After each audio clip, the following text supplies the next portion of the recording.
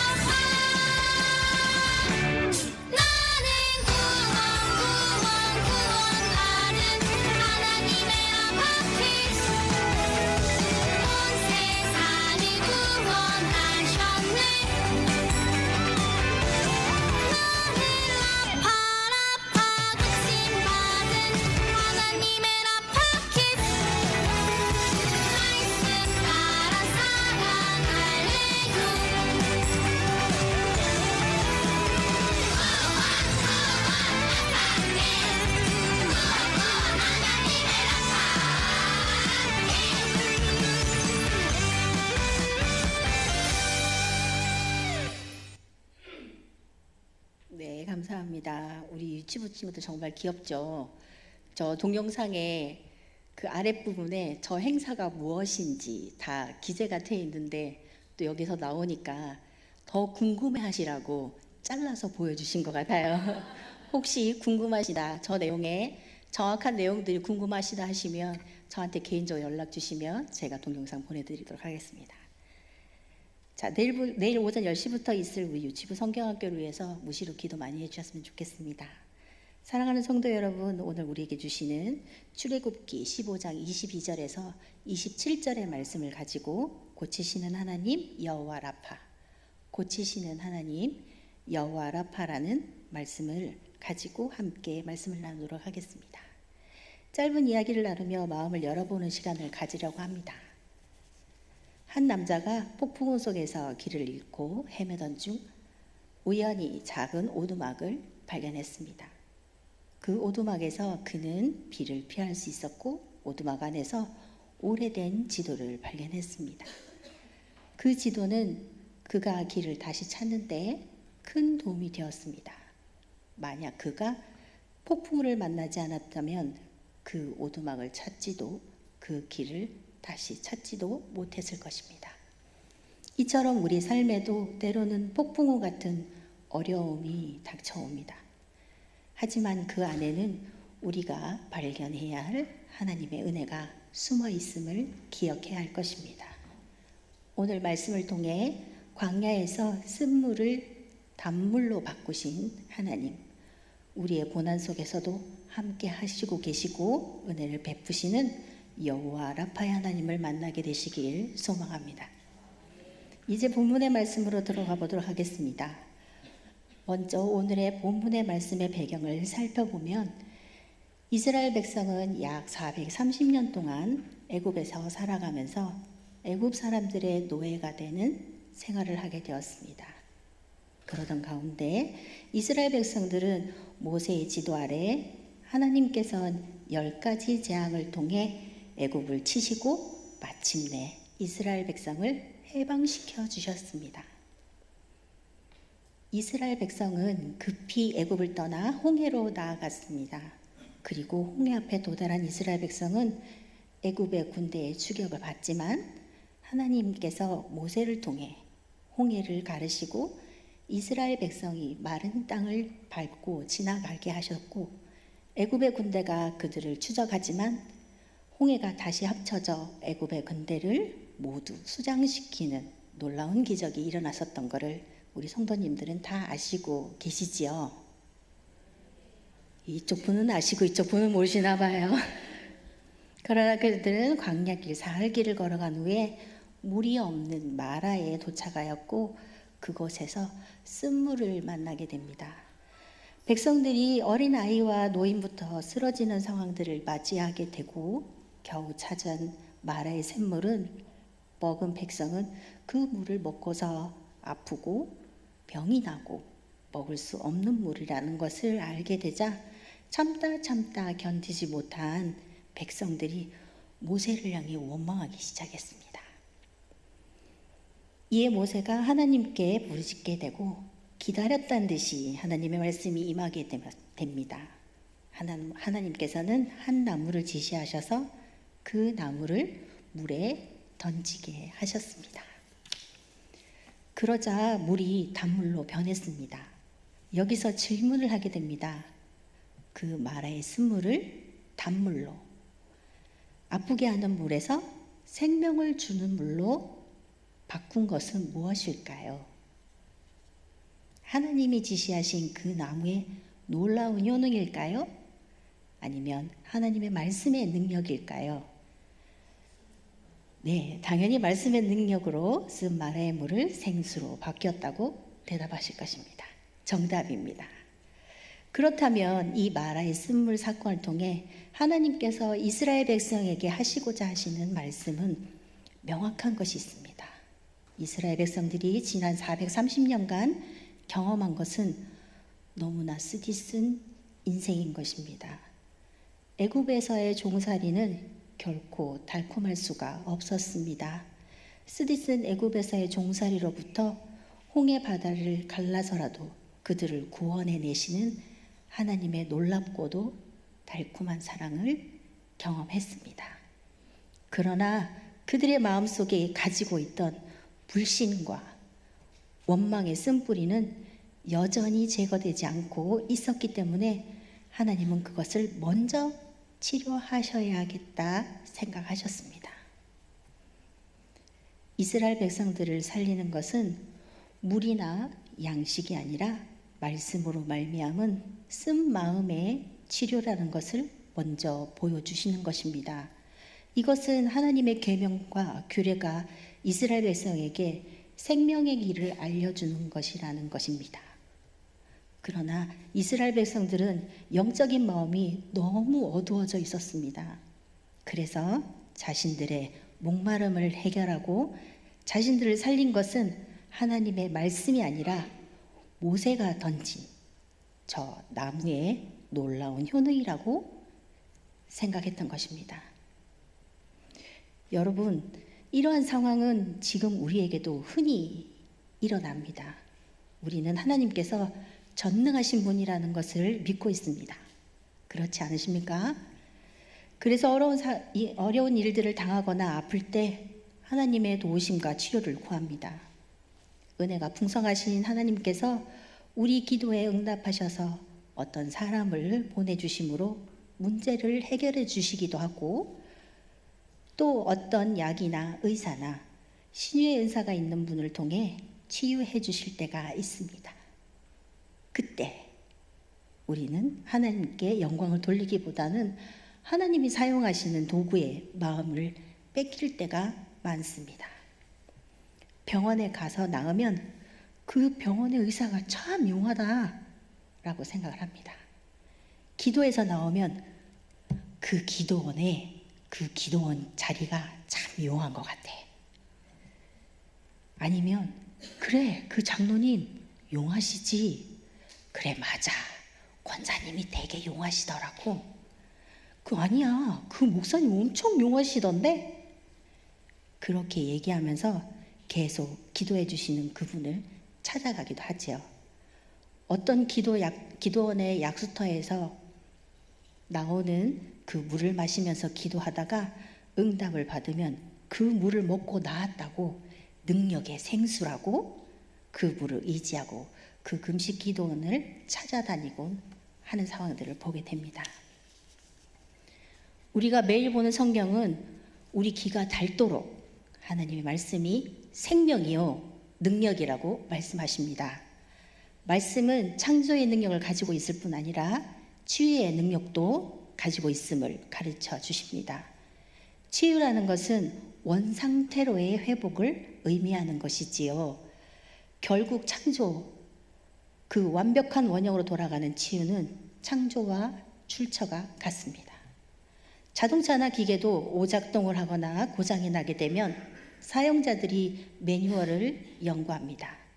웬만한 작은 오작동 정도는 사용자들이 매뉴얼만을 보고도 쉽게 고칠 수 있습니다. 그러나 심각한 문제가 발생하면 반드시 원 제작자에게로 가져가야 한다는 것을 저희는 압니다. 원 제작자만이 그 기계의 설계 도면을 가지고 있고 문제의 근원, 원인을 찾아내어 제대로 된 원상복구가 가능하기 때문입니다. 그런데 실제로 고장난 복잡한 기계 앞에 매뉴얼만 달달달 외운 사람이 고장난 기계를 본다고 해서 기계를 고칠 수 있을까요? 당장 AS 전문가를 불러야 한다고 말할 것입니다. 유대인들은 사람이 죄로 인하여 망가진 부분에 대하여 복구하는 능력을 율법을 지키는 것으로부터 나온다고 믿었습니다. 그래서 하나부터 10까지 그 매뉴얼을 달달달 외우고 또 가르치고 가르쳤습니다. 그러나 사람들이 처한 위험은 단순히 매뉴얼을 읽고 껐다가 켜면 제대로 작동하는 정도의 문제가 아니라는 사실을 몰랐습니다. 하나님이 친히 전문가를 불러주셨음에도 불구하고 그를 죽이고 싶어 했습니다. 구약은 여호와의 말씀으로 이스라엘이 돌아와야만 살 수 있음을 가르치는 위한 책이고요. 신약은 그 여호와의 말씀이 예수 그리스도이심을 증명한 책이라고 할 수 있습니다. 그러나 구약시대나 신약시대나 사람들은 눈에 보이는 것에만 매달려 왔습니다. 저나 여러분도 그러하셨지 않으신가요? 광야에서 불뱀에게 물려서 죽어갈 때에 노뱀을 만들어서 긴 장대에 매달아 놓고 그것을 본 사람은 살아나는 사건이 있었습니다. 그때에도 이스라엘 백성들은 여호와의 말씀에 순종하여 본 사람만 살아났다라는 것을 믿음으로 받아들이기보다는 노뱀이 능력이 있다고 그 노뱀을 오랫동안 보물단지처럼 보관도 했습니다. 신약에서 예수님이 십자가에 못 박혀 모든 사람들의 죄를 위해 죽으시고 부활하신 것이라고 말씀하셔도 눈에 보이는 빈 무덤만 보고 제자들이 시체를 훔쳐갔다고 믿었습니다. 사람들의 불신과 죄된 편향성 때문에 마라 사건에서 우리가 쉽게 간과한 구절이 바로 25절의 말씀이다. 거기서라고 시작하는 내용으로 아주 중요한 의미가 있는 구절입니다. 25절의 말씀 함께 읽어보도록 하겠습니다. 모세가 여호와께 부르짖었더니 여호와께서 그에게 한 나무를 가리키시니 그가 물에서 던지니 물에 달게 되었더라. 거기서 여호와께서 그들을 위하여 법도와 율례를 정하시고 그들을 시험하실세. 아멘. 우리는 보통 하나님의 율법을 시내산에서 모세를 통하여 주어진 것으로만 알고 있지만 오늘의 본문은 마라의 쓴물 사건 직후 바로 거기서 여호와께서 그들을 위하여 말씀을 주셨다라는 사실입니다.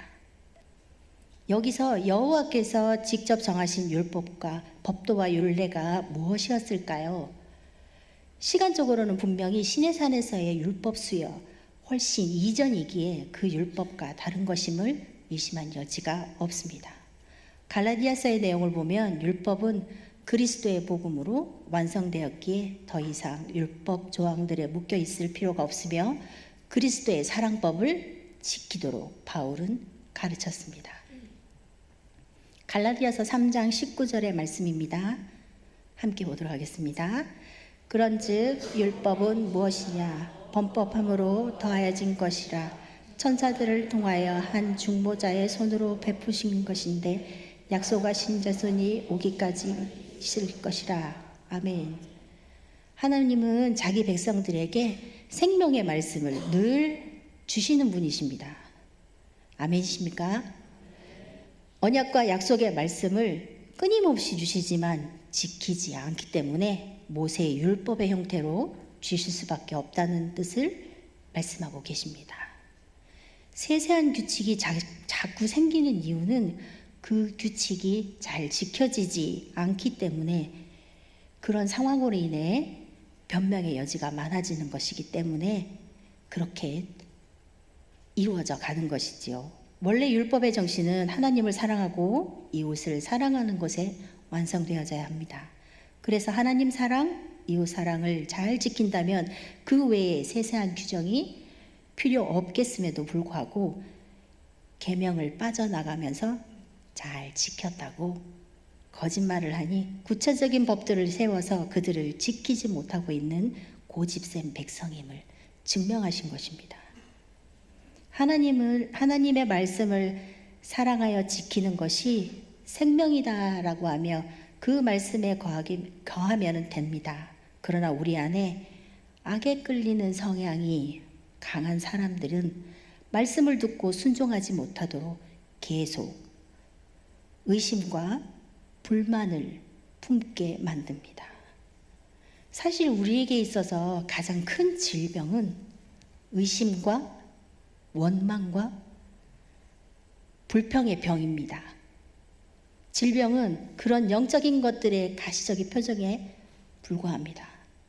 하나님 앞에서 우리 안에 있는 이런 영적 질병들이 가장 큰 질병입니다. 치료가 필요한 것임을 보여주는 사건이 마라의 쓴물 사건임을 보여주고 계십니다. 26절의 말씀을 함께 보겠습니다. 이르시되 너희가 너희 하나님 나 여호와의 말을 들어 순종하고 내가 보기에 의를 행하며 내 계명에 귀를 기울이며 내 모든 규례를 지키면 내가 애굽 사람에게 내린 모든 질병 중 하나도 너희에게 내리지 아니하리니 나는 너희를 치료하는 여호와임이라. 아멘. 어떤 사람들이 이 말씀을 가지고 모든 질병의 원인이 불순종의 죄에 있다고 하면서 아픈 사람들을 정죄하고 회개하라고 호통치면서 아픈 사람들을 정죄 아래 묶어두려고 하는 상황들을 많이 보게 됩니다. 이 말씀에서 주목해야 할 것은 여호와의 말, 의, 내 계명, 내 모든 규례입니다. 성경은 처음부터 끝까지 하나님의 말씀만 강조하고 있습니다. 나무에 매달린 의인의 피가 모든 인류의 모든 불의와 죄에서 깨끗하게 하실 것이라고 하나님의 말씀이 약속하셨기에 그 말씀을 믿는 모든 자들이 의롭게 되는 것입니다. 그런데 예수님이 매달리셨던 그 2000년 전 나무 십자가를 찾았고 주님의 피가 묻은 못을 찾고 옷을 찾고 머리에 썼던 가시면류관을 찾고 주님이 묻히셨을 때 입으셨던 세마포를 찾고 그 무덤을 찾아서 그것에 신성을 부여하려고 하는 어리석은 사람들이 아직도 많이 있음을 우리들은 알고 있습니다. 십자가에서 빛이 나고 마리아상에서 눈물이 흐르고 하늘의 구름이 십자가로 쭉 갈라지는 현상들을 보고 무엇인가 느끼려고 하는 저희들의 모습은 아닌가요? 그러나 오늘 27절의 말씀에 하나님의 말씀으로 우리를 고치시고 치료하고 회복하신다고 합니다. 마지막 27절의 말씀을 함께 보도록 하겠습니다. 그들이 엘림에 이르니 거기에 물샘 12과 종려나무 70그루가 있는지라 거기서 그들이 그 물 곁에 장막을 치니라. 아멘. 엘림의 뜻을 아시지요? 나무들, 강한 나무들, 큰 나무들이라는 뜻의 지명으로 12개의 샘과 70개의 종려나무가 있었다고 합니다. 12는 완전수로 12개의 샘은 완전한 생명의 샘이며 70 또한 완전수로 풍성한 생명을 의미합니다. 여호와의 말씀으로 쓰디쓴 인생이 치료받고 근본적인 문제인 죄를 해결받고 나면 그 백성들이 인도되는 하나님의 나라, 완전한 나라를 상징적으로 보여주는 것이 바로 엘림입니다. 아직 그 나라에 도착하지 않은 우리에게는 이 엘림이 바로 그 말씀의 생수가 끊임없이 터져 나오는 교회를 말씀합니다. 성령님의 음성이 들려지는 골방을 말하고 깊은 성경 묵상을 하는 나만의 그 자리를 말합니다. 우리 성도님들은 다 있으시지요? 교회도 있으시고 말씀을 묵상하는 골방도 있으시고 기도하시는 그 자리도 있으시고 우리의 쓴 마라 같은 인생에 매일 주시는 생명의 말씀을 깊이 묵상하고 생각하며 기록하고 적응하며 살아갈 때에 일상의 삶 속에서 은총의 하나님, 엘림의 하나님을 만나게 되실 것입니다. 하나님의 신실하심을 붙들고 성실과 인내로 하나님의 음성에 순종하며 살아가는 것이 하나님의 자녀들에게 요구되어지는 믿음의 삶입니다. 오늘 우리는 이 말씀이신 그리스도와 성령 안에서 교제하는 복된 엘림의 삶을 살고 있습니다. 눈에 당장 역사가 나타나지 않아도 당장 쓴물이 단물로 바뀌지 않아도 당장 문제가 해결되지 않아도 하나님의 말씀은 우리를 고치시고 회복하시며 놀라운 기쁨의 삶으로 인도하신다는 사실을 잊지 않으시기를 소망합니다. 또한 허락하신 엘림을 통하여 하나님의 실실한 말씀의 능력이 임하셔서 이전보다 더 아름다운 삶을 살아드려서 주님의 마음을 시원케 해드리시는 복된 저와 여기 계신 모든 성도님들이 되시기를 간절히 소망합니다.